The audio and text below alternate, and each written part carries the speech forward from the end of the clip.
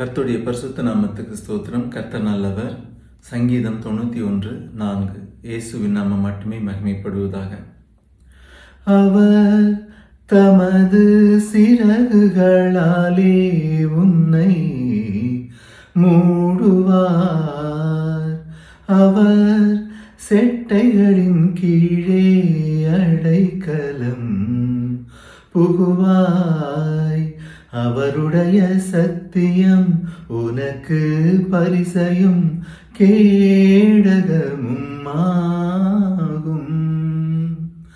அவர் தமது சிறகுகளாலே உன்னை மூடுவார். அவர் செட்டைகளின் கீழே அடைக்கலம் புகுவாய். அவருடைய சத்தியம் உனக்கு பரிசையும் கேடகமும் ஆகும். கர்த்தர் நல்லவர்.